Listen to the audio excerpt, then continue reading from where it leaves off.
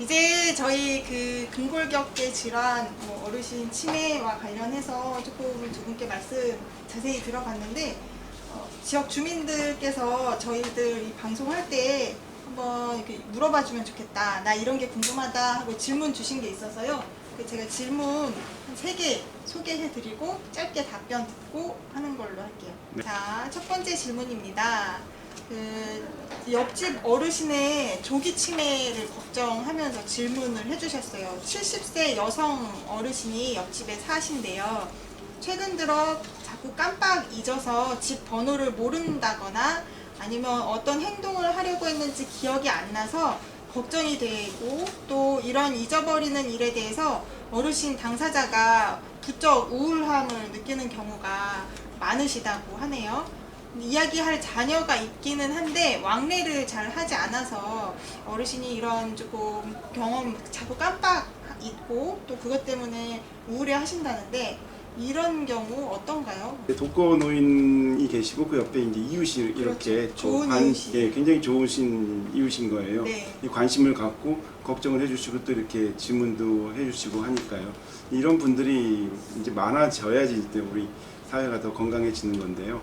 첫 번째로 치매와 감별해야 될 게 우울증이 들어가거든요. 아무튼 이 어르신이 이제 치매기가 있는지를 확진을 받기 위해서는 동네에 가까운 의원도 좋고, 그 치매 지원센터가 있잖아요. 보건소사나 치매 지원센터가 65세 이상 어르신에 대해 전수 검사를 하고 있어요. 해마다. 가능성이 높다거나 아니면 치매가 있다거나 확진을 받게 되면은 이제 그 다음 단계는 또 이제 체계적인 계획을 세우셔야 됩니다. 그다음에 지역 사회에서 치매 환자를 등록을 해야 됩니다.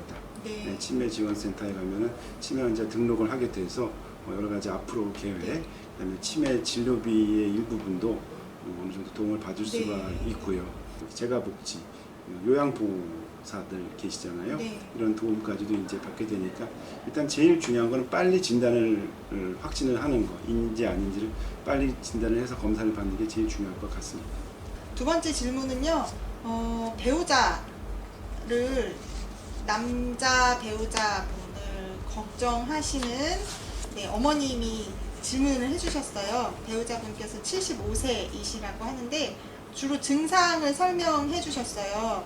제가 이 증상을 설명해 드리면은 음식을 삼키기 힘들다, 자꾸 사레가 들린다, 소변이 자주 마렵고 시원하지 않다, 어지럼증이 잦고 쓰러질 것 같고, 시력 저하, 관절통, 경직, 떨림, 식은땀, 두통, 관절통. 이거 원장님이 얘기했던 안 아픈 데가 없다. 네, 그 증상 같은데요.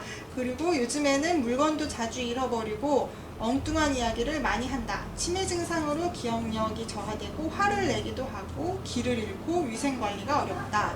또 파킨슨 병도 있다고 하는데, 이 배우자분께서는 지금 건강이 많이 조금 안 좋으신 것 같아요. 네, 근데 간병하시는 분은 배우자, 할머님, 어르신 혼자서 이 병수발을 들어야 되니까 얼마나 힘드실까요? 상당히 막막한 상황이죠. 일단 기본적으로 이 어르신은 파킨슨병을 가지고 계십니다. 노인성 질환들이 한 가지만 오는 게 아니라 동시다발적으로 여러 장기가 한꺼번에 오기 때문에 이 소변 문제도, 전립선 문제도 같이 올 수 있고, 또 신경성 방광이라는 게 있어서 조절이 잘 안 돼서 소변을 시원하게 보지도 못하고 막 화장실 자주 가야 되고 되게 예민해지거든요. 그리고 아까 이제 음식 삼키기 힘들다고 이야기하셨는데, 이 사례 걸린다고 얘기를 하잖아요. 이거는 퇴행성 뇌질환, 뇌졸중도 그렇고, 알츠하이머병도 그렇고, 파킨슨병도 그렇고, 이게 어느 정도 신경 퇴행성이 진행되면은 이 이 삼키는 문제가 굉장히 어려워지거든요. 그래서 어르신들이 자꾸 이렇게 먹다가 사례들 좀 기침하고, 그리고 또 경우에 따라서는 그게 넘어가면 이제 폐렴 또 생기기도 하고 하니까요. 이건 이제 되게 조심해야 되는 문제입니다. 굉장히 치명적일 수가 있거든요. 그래서 음식물을 이제 잘 드려야 돼요. 음식물을 가루가 있는 음식 이런 건 아주 조심하셔야 됩니다. 네, 그렇게 되고요. 아무튼 지금 이 어르신 같은 경우에는 워낙 지금 아프신 데가 많아가지고 병원 치료는 아무래도 뭐 요양병원이나 이제 노인병원 이런 쪽이 될 수도 있는 상황이고요. 그게 아니면 이제 재택 간병인데, 재택 간병은 요즘에 나오는 것이 요양보호사 네. 아니면 방문간호 이런 것들이 나오고 있기 때문에 이런 문제까지 지금 상당히 고민을 해서 네. 결정해야 될 상황으로 보여집니다. 보호자분도 연세가 많으시리라고 예상되기 때문에 네. 보호자분의 건강까지도 같이 고려해서 그렇죠. 또, 예, 네. 감- 잘못하면 이제 간병하다가 네. 이 보호자가 더 먼저 네, 또 네. 병이 나실 수도 있기 네. 때문에요. 그런 경우 많이 보실 것 같아요, 원장님도. 그렇죠. 같이 따라오신 배우자분도 이렇게 아파서 같이 치료를 받는 경우들도 있고요. 특히나 이제 파킨슨 질환 같은 경우에는 신체적인 증상들이 같이 동반이 되기 때문에, 그러니까 처음에는 이게 내가 아파서 이렇게 왔는데 나중에 알고 보니까 파킨슨이다, 이런 분들도 계시더라고요. 네. 그러니까 뭐 처음에는 이게 그냥 내가 왜 아픈지 뭐 이런 것들을 이제 잘 감별을 하기 어려운 경우들도 네, 있고, 네. 뭐 어쨌든 간에 이런 부분들에서 증상 관리들, 그러니까 통증을 뭐 완화하는 것들이야 뭐 치료를 하고 이렇게 할 수 있지만은, 어쨌든 또 이제 일상생활에서 계속 관리하는 것들은 또 그것대로 참 어려운 일인 것 같아요. 그래서 글쎄요, 제가 봤을 때 이분 같은 경우는 좀 더 전문적이고 집중적인 관리들이 필요하지 않을까. 그러지 않으면은 배우자분도 많이 좀 힘겨우실 것 같은, 네, 네, 네. 그렇습니다. 네, 그러네요. 마지막 질문인데요.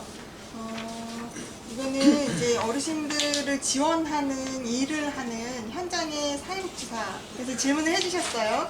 그래서 병원에 오기 어렵고, 그러니까 어르신이 병원에 오시기도 힘들고 자세한 상담도 힘들고 어르신이 불편하시니까 택시 타고 오셔야 되고 가까운 거리여도 걸어가는 거 순차하시고 또 겨울에는 또 넘어지실까봐 걱정도 하시고 또 실제로 넘어지셔서 병원에 입원하신 적도 있다고 하세요. 그리고 본인 혼자서는 병원을 방문하거나 또 이렇게 약을 잘 챙겨 드시는 것도 쉽지 않다고 하시는데요.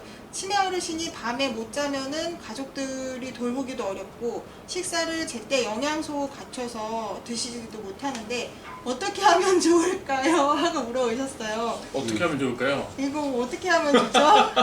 아이고 큰일이네. 이거는 사회복지사가 가장 네. 전문적으로 답변을 할 수 있을 것 같아요. 아니 근데 이거 사회복지사라고 전문적으로 답변하기가 쉽지가 않은 게 너무나 복합적인 네. 예, 복합적인 어려움을 가지고 계시기 때문에 이거는 누가 저 아니어도 다 똑같이 이렇게 이런 질문을 마주했을 때 큰일 났다 어떡하지 이런 생각을 먼저 하실 것 같은데요. 우선은 근데 그 복지관에서나 혹은 이제 사회복지사들이 만나는 어르신들은 대개는 이제 경제적인 어려움이 있으신 분들인데 경제적인 어려움뿐만 아니라 그러니까 혼자 계시거나 혹은 이렇게 적절한 사회적 지지 체계가 없으신 분들. 근데 지금 이분은 또 신체적인 어려움도 있으신 거예요. 그렇죠. 그래서 네, 이런 분들을 위해서 이제 사회복지사들이 찾아뵙기도 하고 혹은 이제 뭐 요양보호사분들이 파견되어서 일주일에 몇 시간씩 이렇게 활동을 이제 도와주시기도 하는데요.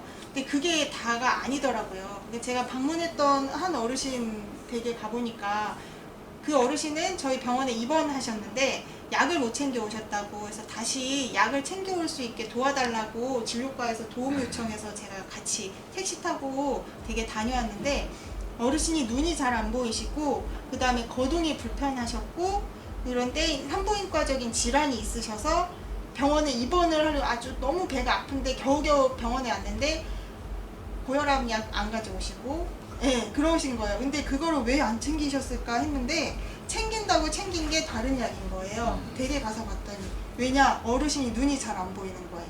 눈이 잘 안 보이니까 이 약을 챙길 수가 없는데 요양보호사 선생님이 약을 챙겨주시긴 했어요. 약은 약대로 한 봉지에 싹 다 넣어주셨는데 이게 혈압약인지 당뇨약인지를 어르신이 제대로 구별을 할 수가 없는 상황이신 거죠. 그래서 우리가 병원에서 적절한 약을 처방해 주셔도 어르신이 가진 어떤 개인의 건강 상황이나 또 지지체 이렇게 옆에서 그거를 잘 챙겨줄 수 없는 경우에는 그 약을 제대로 복용하기가 힘들겠구나 하는 거를 실제로 가서 보고 왔거든요. 그래서 이게 뭐 약 달력 같은 거를 하나 갖다 드릴까 이런 단순한 고민도 했다가 그래도 이렇게 내 이웃에 있는 사람이 어르신 이렇게 한 번씩 챙겨봐 드릴 수 있으면 좋겠다 이런 생각하면서 이렇게 전에 우리가 이야기 들었을 때 건돌씨라고 건강 돌봄을 함께하는 지역 주민들 모임이 있는 구가 있다고 했잖아요. 그런 이제 주민들 지원하는 주민 모임들을 만들어 보면 어떨까 하는 이제 혼자만의 고민을 잡기 시작하고 있죠. 그래서 이런 좀 지지 체계들이 생겨났으면 좋겠다라는 생각을 해보고요. 우리 의사 선생님들께서도 환자가 왜 약을 내가 잘 처방해줬는데 이걸 잘 안 먹는 거야? 혹은 왜 이렇게 계속 아프지? 라고 생각하시기 전에 혹시 이 사람이 이런 어려움이 있지는 않을까? 라는 그런 생각을 하면서 한번 물어봐 주시면 좋겠어요. 그리고 물어보시고 어려움이 있다 싶을 때는 그냥 복지관에 전화해서 알려주셔도 저는 전혀 어려움 없을 거라고 생각해요. 환자분 동의만 구하신다면은 환자분한테 말씀하시고 동사무소나 아니면 복지관에 이렇게 내가 생각하기엔 어려움이 있는 것 같은데 도와줄 수 있느냐라고 하면은 아예 그런 체계가 없던 사람에게는 그런 체계가 아주 낮은 부분이지만은 그런 안전망이 하나 생길 수도 있는 거고 안 되면은 안 되는 어쩔 수 없지만은 그리고 만약에 이제 선생님들께서 소개해 주셔서 그런 체계가 생긴다면은 너무 좋은 일 아닐까 이런 생각을 하게 되는데. 저는 그러니까 제가 이제 그걸 잘 몰라서 그러는데 네. 그러니까 일단은 이분이 그렇다고 해서 건강에 뭐 병원에 입원해야 될 정도로 건강상의 어떤 심각한 어떤 문제가 있는 건 아니잖아요. 네. 근데 요양원이라고 하는 곳은 어떤 분들이 입원을 하시는 건지, 그러니까 지금 이분이 일상생활을 그냥 가정에서 하기에는 네. 또 쉽지 않아 보이는 부분들이 있거든요. 네. 또 가족들이 돌보기 어려움을 호소를 하시고. 근데 물론 이제 이분이 또 그것을 동의하실지 어떻게 이게 당사자들에게 어떨지에 대한 부분들도 판단들이 필요할 것 같아요. 요양원이라는 곳이 좀 더 이런 분들을 위해서 네. 갖춰진 시설이지 않을까라는 생각이 들어서요. 그렇긴 하죠. 근데 환자들이 가능하면은 자기가 살던 곳에 살고 그렇죠, 맞아요. 네, 그 부분이 있어서 네. 뭐 좀 이제 당사자가 이 부분에 대해서 어디까지 동의를 하실지 모르겠는데, 그래도 이게 어떻게 보면 좀 철학적인 부분이죠. 또 이제 본인이 그러면은 나는 가기 싫다고 하면 이제 그것을 그러면은 우리는 그냥 알고도 방치를 해야만 하는 것인가, 뭐 이런 생각들도 들고. 방치하지 말자고 우리가 커뮤니티 케어를 같이 이제 고민하는 근데 이게 그렇죠. 근데 이게 일상에 되게 많은 부분들에 네. 개입을 해야 되니까 뭐 어느 정도 수준에서 그러니까 이를테면은 뭐 일주일에 한 2-5번 가서 뭐 이게 안부 묻고 뭐 좀 생활에 대해서 개입을 하는 정도로 될 거다. 그러면 그건 이제 커뮤니티 케어가 해야 될 부분이 맞다 싶은데, 뭐 예를 들면 약 먹는 것도 본인이 이렇게 하기가 힘들고 이제 일상에서 뭐 이제 식사나 뭐 이런 부분들에 더 많은 개입이 필요한 거는 결국에 시설로 이렇게 네. 해야 되지 않을까. 병원뿐만 아니라 뭐 복지 파트, 그다음에 이웃, 그다음에 가족, 뭐 모든 이제 지역 사회 내에서 이런 건강과 관심이 있고 건강의 어떤 돌봄에 참여할 수 있는 모든 분들이 네트워크를 이루는 게 이제 궁극적으로는 커뮤니티 케어가 이제 지향해야 될 바라고 생각을 하기 때문에요. 그럼 이 비용을 과연 우리가 그냥 동정심이나 어떤 의협심으로 해결할 수 있는 건 아니잖아요. 예, 그런 것들에 있어서 어느 복지적인 이제 요소들이 들어갈 수밖에 없는 거고, 또 이 기관 밖에 그 집집마다 환경이 다 다를 거 아니에요. 환자마다 다 환경이 다를 거 아니에요. 예, 그런 것들이 이제 환자의 그 주민의 건강에 굉장히 결정적으로 작용하는데 그게 예측이 불가능하잖아요. 정말 어떤 사람이 어떤 일이 어떤 상황인지를 모르니까요. 그래서 그런 부분에 대해서 좀 더 많이 앞으로 좀 소통을 하고 이제 제도적인 도움을 받을 수 있는 것들은 도움을 받고.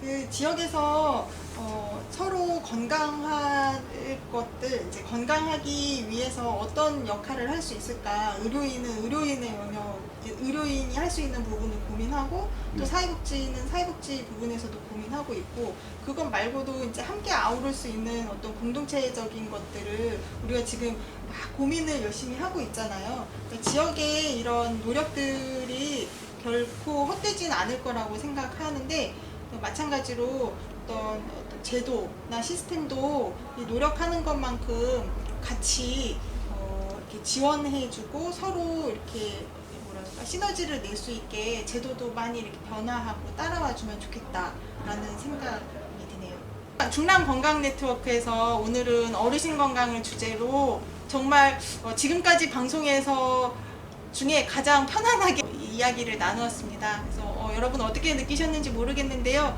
네, 보시고 댓글 달아주시거나 구독과 좋아요 부탁드립니다. 네, 여러분 그러면은 다음 방송 또 기대해 주시고요. 저희 이만 마치도록 하겠습니다.